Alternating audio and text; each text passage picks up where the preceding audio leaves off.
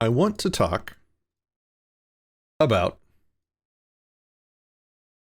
I want to educate people because I wasn't aware of this until I don't know, like 6 months ago is when I kind of started learning about this, and it's really helpful. Has helped me repeatedly, and I'm seeing it often.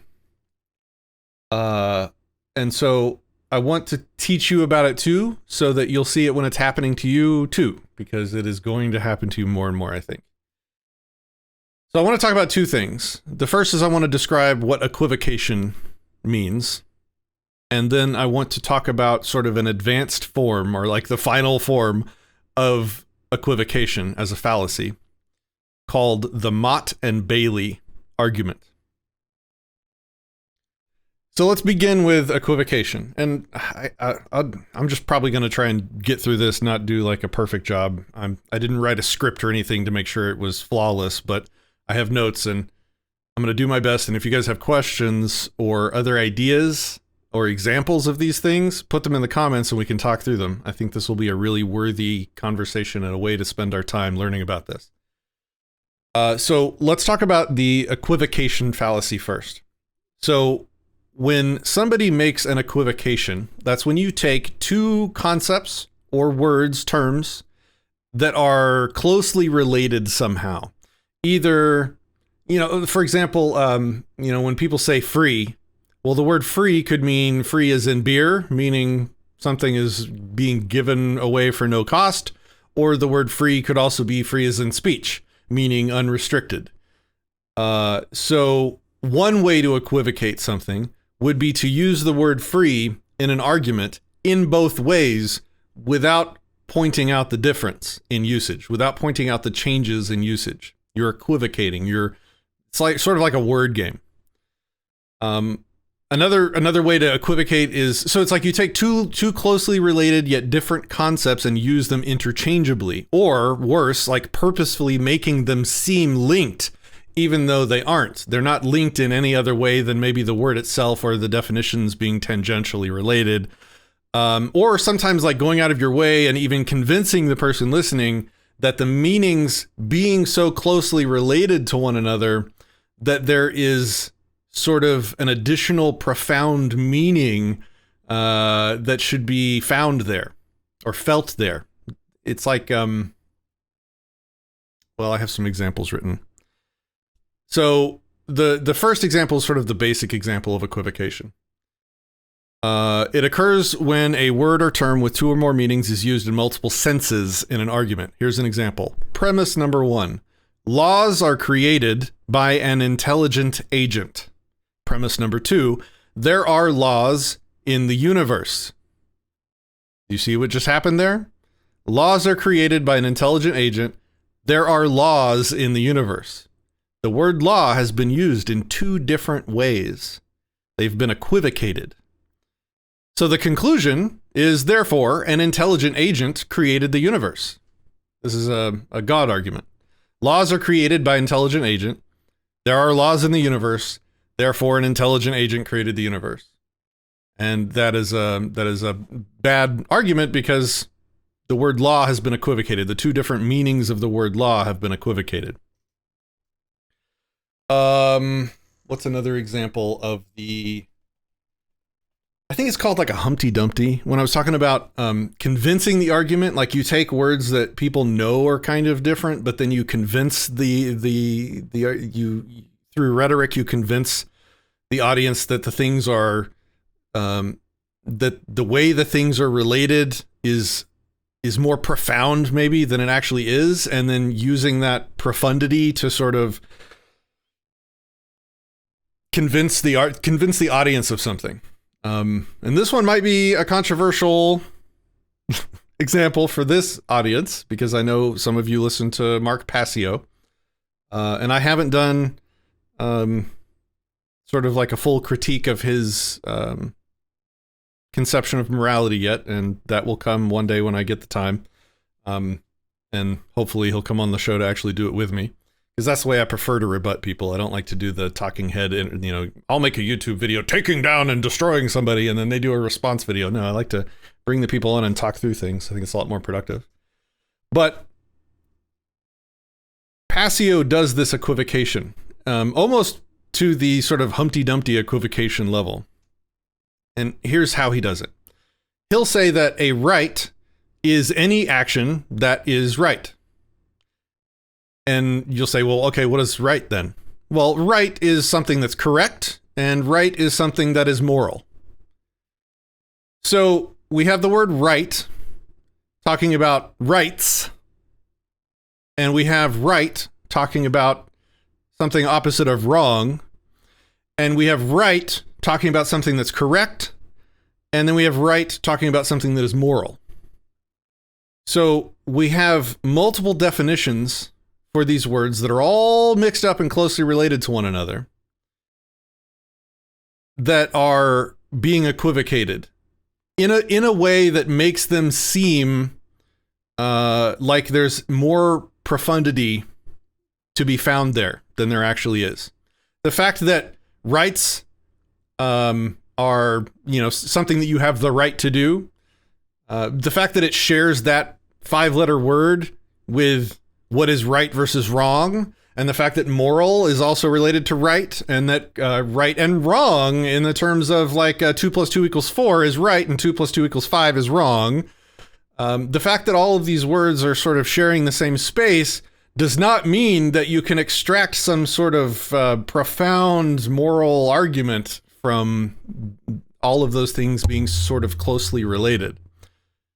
That's invalid. That's irrational. That is a non sequitur. Now, you might have other arguments that might back those up or prove those things to be true, but merely the fact that rights are also something that should be right, that is also something that should be correct and moral, there is no connection inherent. There is no inherent connection between these labels or these words that would make any kind of moral argument. That would be a summary. That's another example of an equivocation. If any of you have an example of an equivocation, toss it in the comments. I will definitely talk about it. Kojal said Distributist did a video on this. Who is Distributist? Not familiar.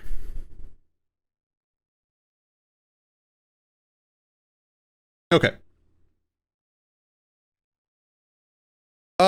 So let's move on to the Motte and Bailey argument.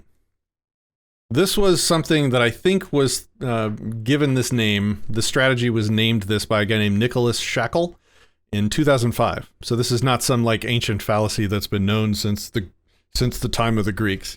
This is a name for something that maybe has been. I mean, I'm sure it's been happening for time immemorial, but it's been given a name rather recently. It is a strategy of argument. It is a advanced form of equivocation, a strategic equivocation, which involves swapping concepts or swapping definitions of a word. And I can give you several examples, but the picture in the background, and there's a couple here. This is a picture of a historical motte. I think you say it motte. I don't think it's motte.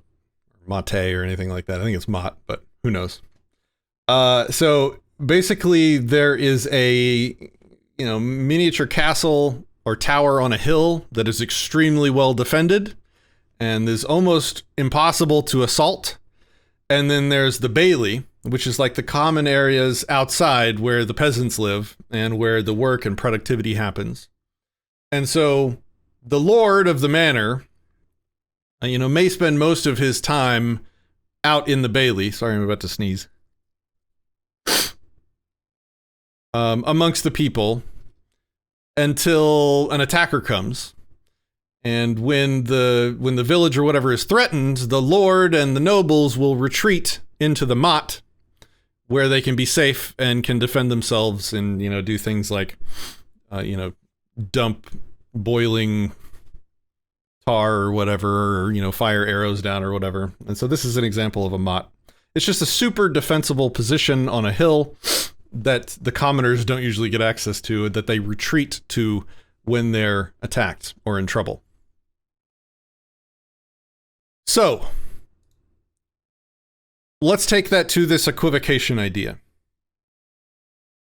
To do the Motte and Bailey strategy, you have to find a word that has, usually it's done with definitions of a single word.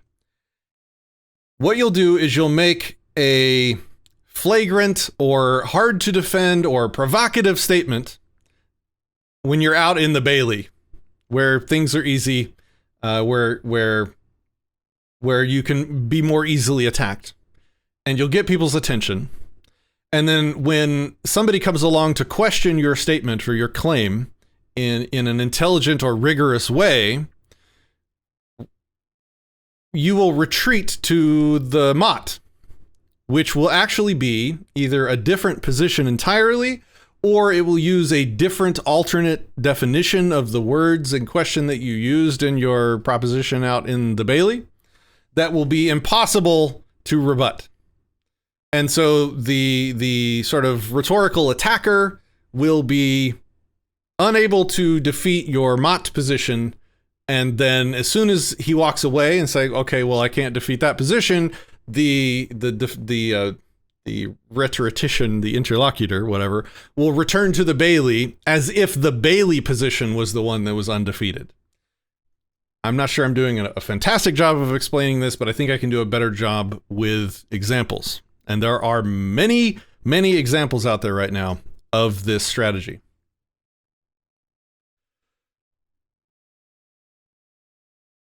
Let me give an example. Bailey argument.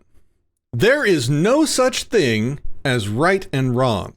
Oof. That is a provocative statement. Probably very hard to defend. I bet a lot of you right now can think of ways to attack that position. But when attacked, the person might say, whoa, whoa, whoa, our beliefs about right and wrong are socially constructed, right? And so then you get into like a much more difficult discussion about what right and wrong means, how a person comes to learn what right and wrong means, it being socially constructed or whatever. And so you can more easily defend that position than you can saying there's no such thing as right and wrong. So as soon as you sort of win the social construction argument, then you just go right back to holding your Bailey position. Let me give you some more examples. Bailey position. Socialism is a fantastic system that we should be working to implement for all. Whoa, whoa, whoa, would an attacker say. Socialism has killed something on the order of 100 million people in relatively recent history. Are you insane? That's terrible. To which the defender might say, whoa, whoa, whoa, whoa, in the Motte. Feeding the poor is important. Don't you care about them? Caring for sick people, like, shouldn't everybody have the health care that they need to survive? What are you, some kind of monster? Eliminating racists and pedophiles from positions of power. Oh, you want the pedos to stay in power? What's wrong with you, you creep? So when you're back in the Motte, you're defending something that you were not you're defending either a different position or a very differently defined position than you were in the beginning. And it's sometimes difficult to see that transition happen, but I'm going to give you some more examples. Let me catch up on comments here. Yes, nuanced form of pivoting. Yeah, it's like a strategic equivocation, I think is the best way to describe it. Okay. Let's say that you're criticizing one of the leaders of, maybe some movement called Black Lives Matter, saying that they're trained Marxists. And, you say something like, no one should support that. And then the person will retreat from the Bailey, where maybe they were talking about Black Lives Matter and you criticize Black Lives Matter talking about being trained Marxists. They'll retreat to the Motte saying, what the hell your racism is showing, man? Why you gotta, just because they're black, you're gonna, not support them or whatever? What's wrong with you? Like, clearly what just happened was the position that you were attacking is no longer there. And a good evidence of when this happens is it'll feel like you'll take a swing at something, like somebody will say something and you'll attack it, and you'll make an attempt to rebut it. And it'll feel like your rhetorical sword will just swing. It'll just whiff right through it. This is what I call sword fighting a fart. They'll start fogging up the area with farts, and every time you try and swing your sword at it, you won't connect with anything. And you'll swing again and miss, and swing again and miss. And it's often this verbal, rhetorical juking in and out of the Motte and the Bailey. They'll make a provocative statement, but then as soon as you actually attack that, boom, they're back here, sort of calling you names or being shocked that, this obvious position that is easy to defend against, you don't disagree with this obvious thing. You're not a racist, are you? That's an example. That's actually the racism accusation is another great example. So let's go through that. Someone makes an accusation at you, and this is probably the most twisted form of the Motte and Bailey, because it has like serious social and emotional baggage that they use to manipulate you in a conversation. It's a very manipulative form of the Motte and Bailey. They'll say, you are a racist. And you'll be like, what the hell are you talking about? I'm definitely not a racist. I have black friends. I've never owned slaves. I hire black people. Just whatever evidence comes to the top of your mind that any normal, rational person would point out to show that you're not racist or whatever. Then they respond by saying something like, oh, well, you don't even know what the definition of racism is. Racism is defined as the intersection of race-based prejudice with social and institutional oppression, and denying that one is racist is actually evidence of participating in institutional oppression, thereby proving one to actually be racist. And subconscious bias can allow someone to take racially biased actions while not being aware of it consciously. Your dislike and unwillingness to accept your own racism is just white fragility. And so they've retreated into the Motte, where they have utterly and completely redefined the concept of racism into something that is either impossible to sword fight, or maybe even accurate. Let's steel man the Motte, right? It would be something like, well, you don't even know what racism means. The actual definition of racism is anybody that's white. And so the person that began the conversation defending themselves against an accusation of racism is now met with a Motte argument that's almost tautological. And this is the strongest Motte and Bailey arguments are the ones where the Motte position is tautological, meaning it's just almost obviously true and inarguable. And so the Motte argument, like, let's just say, oh, well, you don't even know what the definition of racism is. It's just everybody that's white. The person that was defending themselves against being called a racist can literally not argue against that, because they have defined the entire argument in a way that you just can't win. It's an unassailable position on those terms. And so you walk away. And as soon as you walk away, they return immediately. See, told you that guy was a racist. They return back to the Bailey.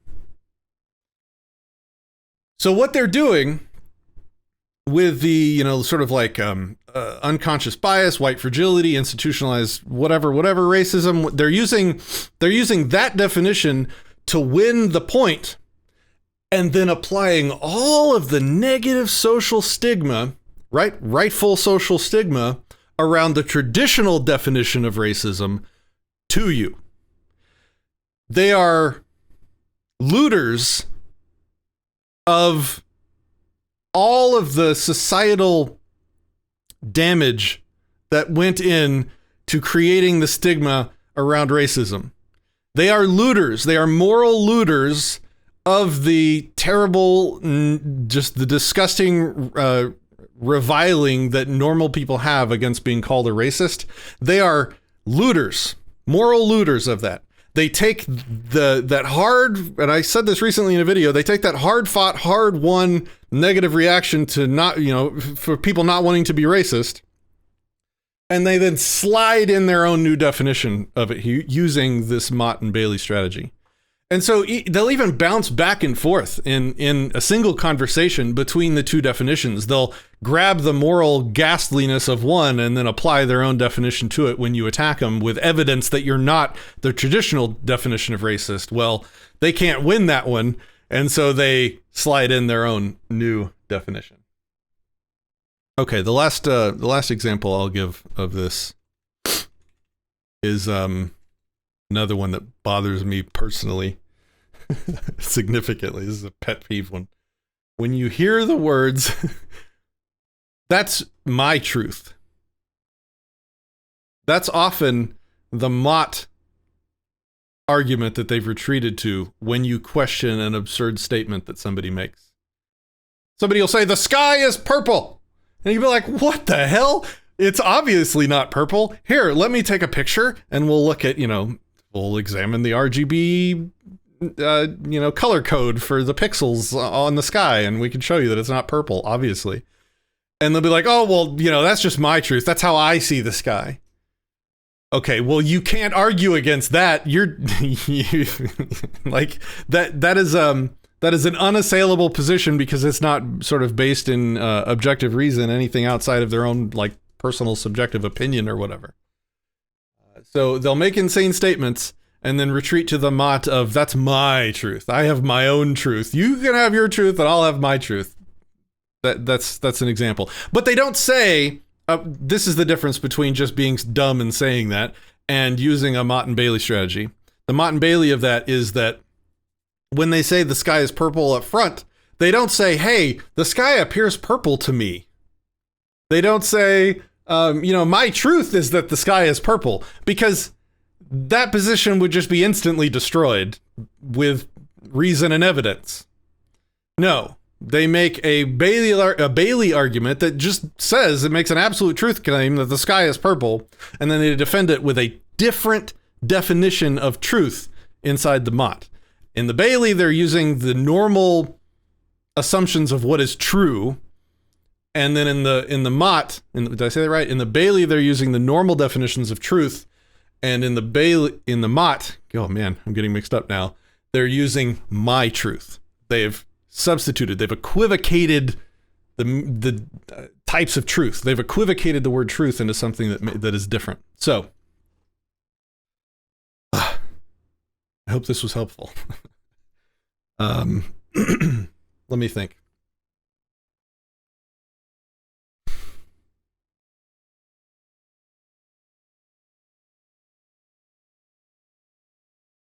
Nah, I'll save that. I had another example. I'll save it for later. What do you guys think of that? Was that helpful? Hopefully you'll be able to see that argument being used on you more easily and clearly now, because especially with the racism stuff, it's becoming exceedingly common. I guess the last thing I should mention is how to sort of defend against it. It's like you shine a light on it and you freeze it and you call out the Motte argument for either being true because it actually is true and you agree with it, or because it's either a performative contradiction, or the Motte argument is it has no null hypothesis, or there's something else about it that makes it unfalsifiable. You just call it out. That's bullshit. That's even if it weren't true, there's no mechanism for me to prove it. Something like that. And then you pretty much just utterly destroy the Bailey outright. And so, whatever Bailey argument, the sky is not purple. Here's the evidence for that. If you say I am racist, I need to see your evidence.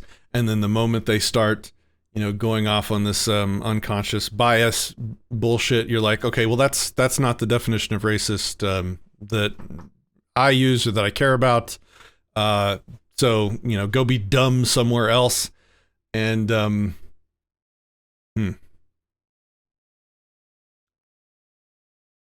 just outright and openly and clearly and loudly deny them the subtext of what they're trying to do. To attach the stigma of something like being called a racist to some newfangled, convoluted, dumbass new definition that fits like 60% of the fucking population, whatever. Call them out on that. Being like, stop using the deaths and the tragedy and the horrors that it took to get the vast majority of the planet's population to understand racism is evil, to gain power and manipulation now. That's absurd. That's messed up. That's dumb. Quit it. I'm not racist, and you have no evidence that I'm racist by the traditional definition. So walk away. Like, I don't have time for that stupid stuff. Stop being stupid.